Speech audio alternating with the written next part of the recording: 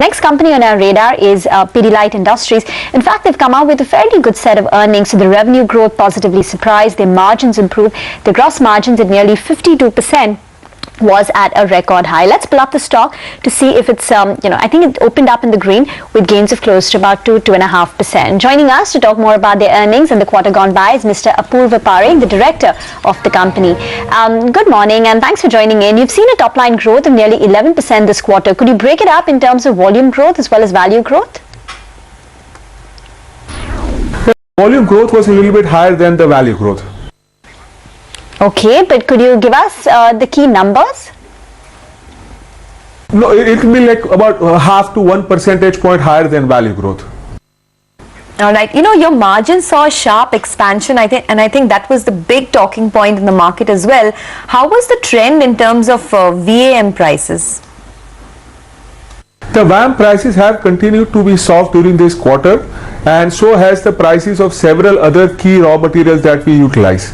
And hence, due to overall benign raw material conditions and our focus on efficiencies, our margins have significantly expanded during the current quarter. Oh yes, so is this margin level sustainable?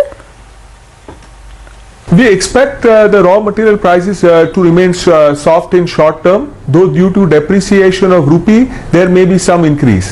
However, over medium to long term, it is difficult to predict and it can go anyway.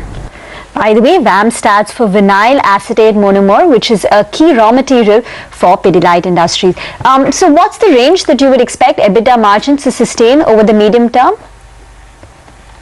See, generally we are comfortable with an EBITDA margin of around 21-22%. Okay. Moving on then to your domestic business, that saw a growth of nearly 14% in top line. Could you tell us how the volume growth was in your key brand Fevicol? No, we would not like to share, our product segment or product group wise volume growth.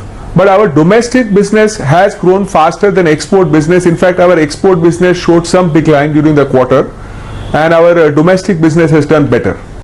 Okay, so just talk a little bit about the industrial business then. That one saw a growth of just 3%. Any particular reason and what's the outlook? So our industrial business, though the value growth is 3%, volume growth is a bit higher. And also if you look at the profit, our profits of our industrial business has moved up very sharply. Now going forward, industrial business growth does depend on how the domestic economy does and how the export markets perform. So once the conditions improve both in India and outside of India, our industrial business should see better sales growth. Okay, and what's your outlook on ad spends? Are you looking to increase your expenditure on advertising and marketing? See, again, we do not like to give an outlook or a projection also for the next financial year. So we would not like to give any outlook or a projection. Okay, but could you give us a sense of the internal targets that you're looking at in terms of top line and bottom line growth, the aspirational numbers? There is no particular target, but we like to perform as we have been doing historically, steady and consistent growth. So we would like to come back to our historic growth levels. Okay. Any new product launches that you've lined up in the near future? Again, something that we are planning to launch, we cannot share for obvious reasons, But, in all our product segments, we have launched several new products and variants over last several years and, and many of them are doing well.